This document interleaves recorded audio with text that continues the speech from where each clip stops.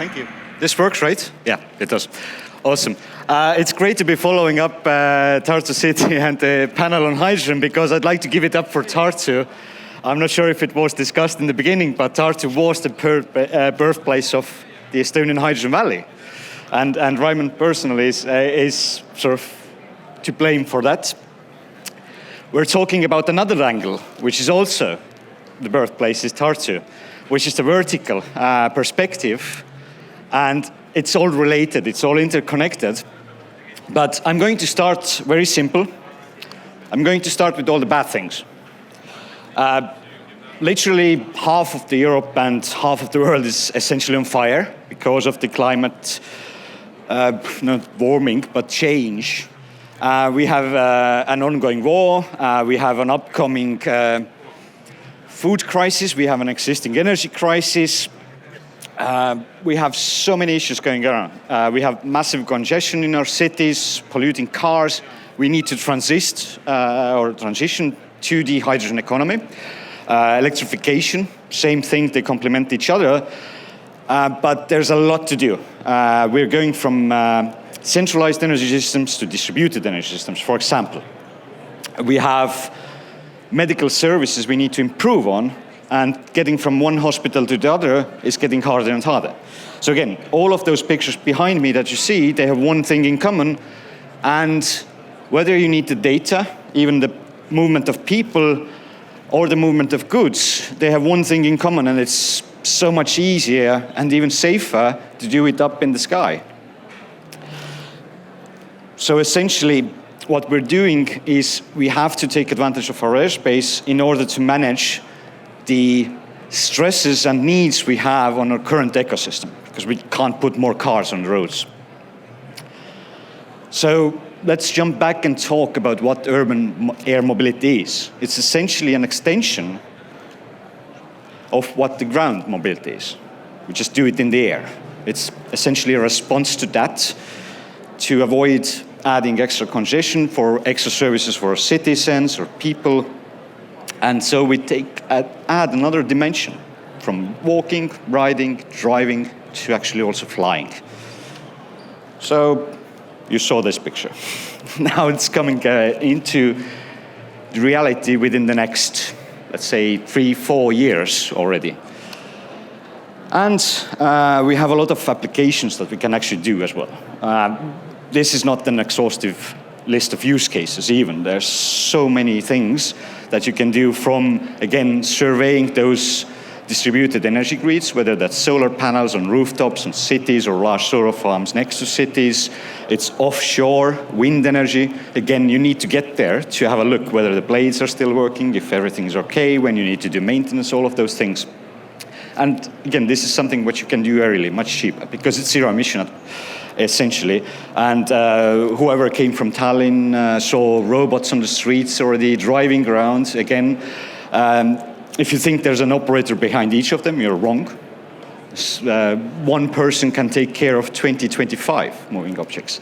So everything that's here is essentially to remove the 3 Ds, which is dull, dirty, and dangerous activities. Yeah, numbers, everybody likes them. So let's start with that. Essentially, what you do with those digital systems in the air is you can remove 60-90% of your inspection costs and time as well. You can do it much faster, you can do much more. You can remove the cars on the streets. You don't have to drive there. You can just send this item over, and that means each car removed is essentially 11 tons of CO2. Maybe it doesn't sound like much. Today's money, I think the CO2 cost was about 80 euros, so you can calculate there, but that's going much more higher than this. So you can save the environment by doing this. If you survey crops, for example, you can do it in 3 minutes instead of weeks. You save delivery costs, again, time, effort, everything is changed. If you replace a helicopter, you can save 150 times of your costs. For air taxis, the price is starting maybe a bit high. In Estonia as well, we've been talking, and there's another great speaker today, Vertical Aerospace, coming online, that's going to be discussing more on this, but air taxis are becoming a reality as another modular shift, essentially, to allow for new ways of getting around. And it's all zero emission. And for UK alone, they've estimated that essentially, in addition to adding 50 billion euro to your GDP, you're going to save 19 billion. And to get there, by 2030, you need about 76,000 drones, which is a lot. But you're also going to create essentially 500,000 new jobs. So reskilling and upskilling people into those more comfortable things than doing manually all of this dull, dirty, and dangerous jobs. So the market is growing up dramatically, and everything is interconnected in one way or the other. Yeah, a few more examples on this growth of the market, but how do we get there? So what we have to do is start the dialogue. In Tartu, again, we've done all of this already, which is great. We've done it with other cities, we've done it with a lot of different actors. There's so many initiatives that you can interconnect. If you need one thing to happen, doesn't work, it's because you haven't talked with enough people. Somebody out there has the solution. So you need to have the dialogue, you need to put the systems of systems together.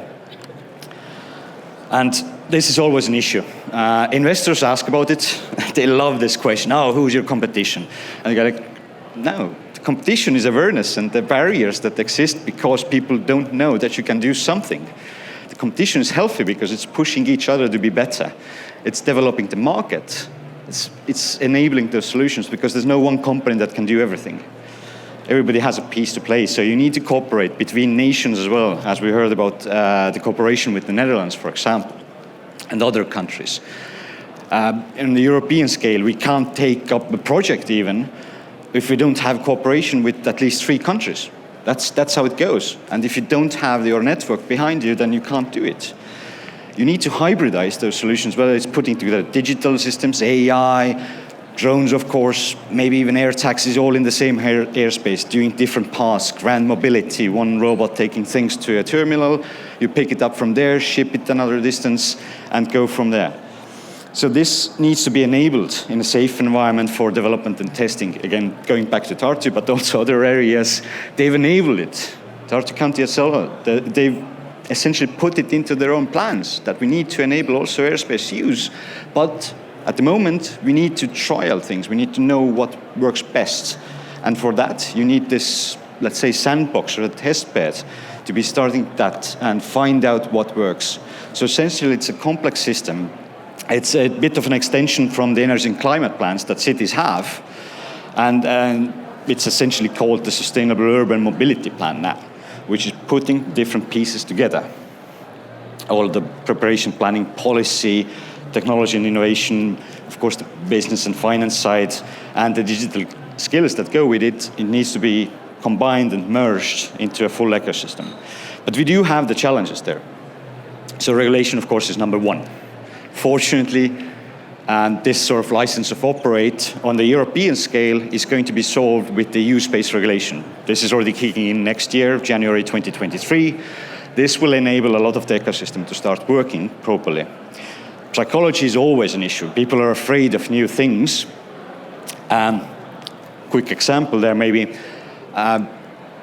Nobody bats an eye when 100,000 petrol cars are burning every year in the US alone. In the world, it's a lot bigger as a number. At the same time, when cars initially came, there was one guy with a red flag basically walking in front of this car, and you could only drive at like 5 kilometers an hour. And history is always repeating itself, so whenever something new comes, initially we over-regulate it, we hold it back. And we need to get rid of this sort of psychological mindset. I think Estonia is very good there because we had already the AI and robotics law like 20 years ago or something like this. So we've always had this sort of nice enabled movement of all of these new technologies. And when we fly a drone, for example, people come up and say, oh, cool, how much does it cost? Which is a lot better than in Germany, where they go like, oh, are you spying on me? Safety, of course, needs to be guaranteed, especially in aviation. Many of you probably have heard about the 10 to the minus 9. That's the aviation safety standard. It's the highest in the world. Flying an airplane, yeah, you're more likely to get hit by lightning than actually crashing on that. Now, this sort of same regulation is going to drones, which might not always be correct because there's nobody on board. But we'll see how it goes. Technology, of course, is a big key always, but all the pieces are there. Whether it's the platform, the AI that needs to control it, detect and avoid systems, connectivity, communication, navigation, all the pieces are there. We just need to put them together and essentially connect it with our existing systems. So we need to also upgrade our legacy. Fortunately, in Estonia, we already have, and jumping to the last one, we already have 99% of the government services digitally. So quite easy to add on to this through different new initiatives. In other countries where half of your data is on paper, it's maybe a bit harder to connect, but we need to digitalize to do it. Of course, we also need this infrastructure to support it. Whether that's actually adding 4G or 5G towers aimed at the sky, not on the ground, because the drones, anything in the airspace, it needs connectivity. So we need to also upgrade our infrastructure. We need drone ports, and we also need vertiports in the future, because those things need somewhere to land, recharge, and then offload people or cargo. So again, all of this needs to be put together.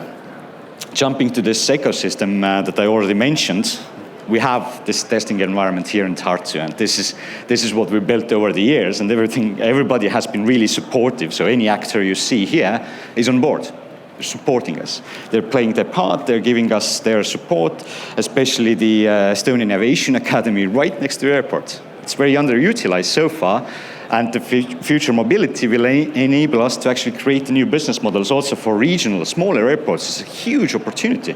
This has never existed before. Even when we jump back to hydrogen, in the first time in history, it's possible for an airport to make its own aviation fuel. So for any startup or company, this poses so many opportunities to be actually going towards this path. And we've built the ecosystem over here with Tartu and Tartu County on enabling this environment. Go and test. We'll find you a partner if it's medical or whatever. So for Estonia, there's a lot of opportunities, but I won't limit it for that. The Nordics, Baltics, we always have a bit of a different mindset, and I think compared to the old Europe, we actually have a lot of opportunities there because we have this psychological and digital readiness. We don't have so many legacy systems that we need to upgrade. We, of course, have the startup mindset. As this event perfectly shows, we are able to innovate. Again, the cities that incubate it, you need to have this dialogue. Go talk with people. And they will help you. They will say what's some of their challenges, what you can solve. And you need to orient yourself for the technology, not being afraid of it. There needs to be a balance, and this is maybe a complaint about Estonia as well. We have a lot of software as a service. We don't have so much hardware, and they need to work together. So we need more companies to actually do physical things, whether that's drones, planes. Students in the Netherlands have built a hydrogen plane. How cool is that?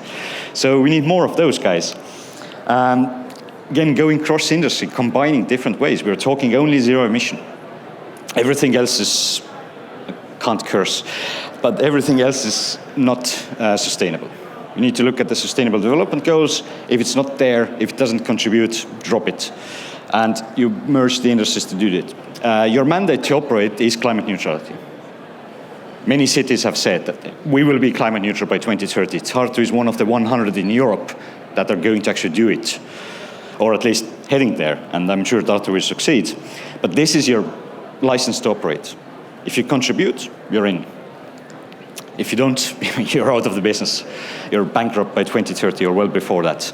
So synergies with different initiatives need to be created. Again, the Estonian Hydrogen Valley, you can contribute there with drones, mapping the big solar fields, offshore wind parks, onshore wind parks, providing security and safety for people, urban air mobility, the transition to, again, walk, ride, drive, fly.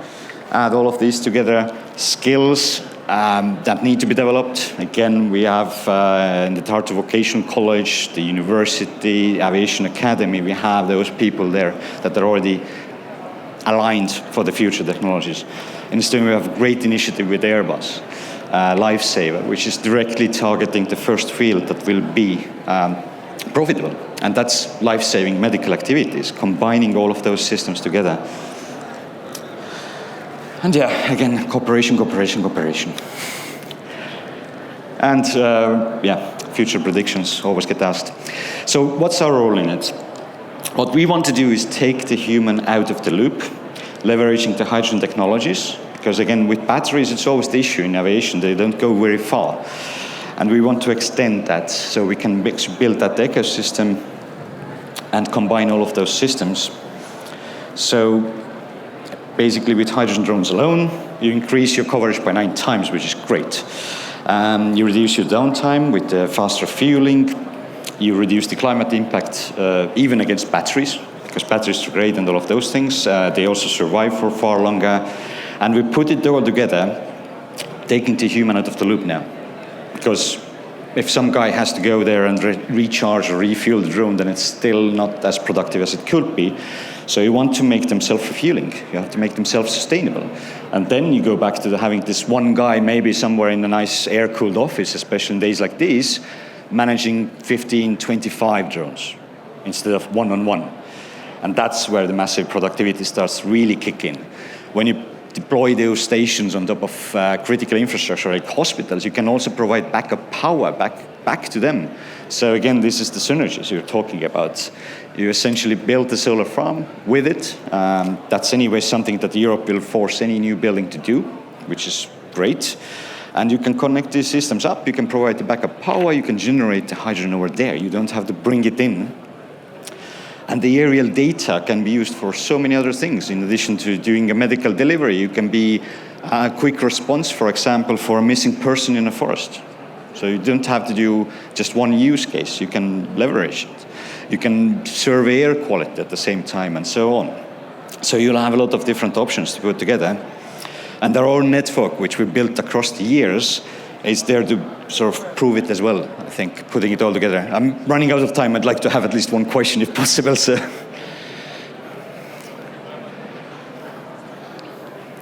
So, hello, Marek. I want to ask you one question about vertical cities in general. Mm-hmm. Have you seen the infamous TikTok video of Saudi Arabia building this 200-kilometer city, which is very tiny but very long and very high in the middle of the desert? Have you seen it? Not on TikTok, fortunately, but I'm too old for that. But yes, I know of NEOM. Okay.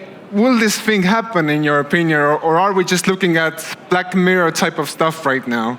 It's a bit too ambitious, I'd say. It relies on technologies like the Hyperloop and extremely crazy concepts. I think that's too ambitious. We have actually a question from the audience via Votimo. Can we get the presentation slides from you? Yes. How can we get them?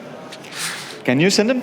Yeah, I can do that. I can do that. Thanks for giving me one more responsibility. Yeah, if you also drop me a line on LinkedIn, I'll send it to you. All right. Look for Marek Alliksoo at LinkedIn, CEO of SkyCorp.